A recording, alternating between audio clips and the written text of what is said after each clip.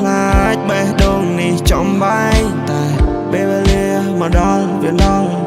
ឃើញអូនភ្លាមចិត្តបងនេះមិនយល់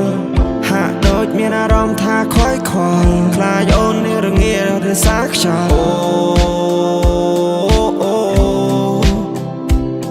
ស្នាមញញឹមអូនយំរុញឲ្យបេះដូងបងហ៊ានឈោលះឃើញភ្លាមចង់ខ្ចប់នេះយកទៅផ្ទះមិនចង់ទៅផ្លូវត្រង់តែខាយពីស្ទះគុំវងបេះដូងឲ្យបែររះអពេលដែលអូនញញឹមទៅបោះពិបាកតោកៀងឆ្កឹងដូចបានប្រជាប់ស្ទោដើរសុក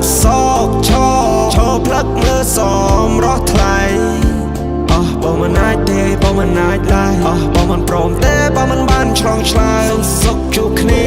ใจដំពេកហើយអូនហើយបានសន្យាជាគូស្នេហ៍សន្យាថាមិនព្រួលប្រែហើយក្តីសុខដល់ចាស់ដោះស្លាយអារម្មណ៍ប្លែកមិន feel ដល់ដែរអូ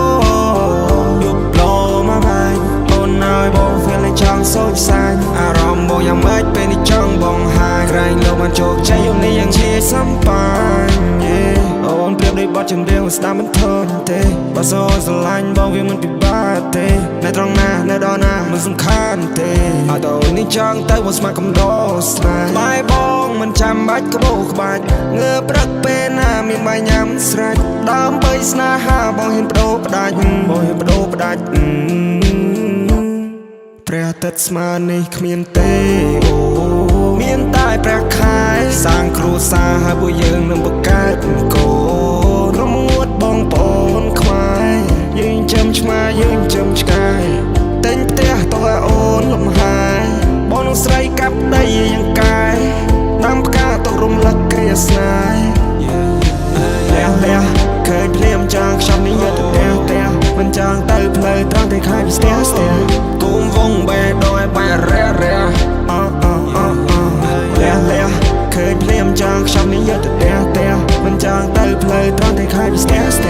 គុំវងបេះដូងឲ្យបែររះកាន់ដៃបងមកទៅអូនចង់នៅយប់នេះបងស្មាក្បែរជាគូបងអ្នកនាំផ្លូវចាំបងជូនទៅផឹកស្រាក្រហមហមបត់ស្លូចង់គេលើផ្លូវចាប់កាន់សៀវភៅកត់រឿងស្នេហាមានយូមាន yellow pink មាន blue បងពិតជាស្រឡាញ់អ្វីដែលយើងដូ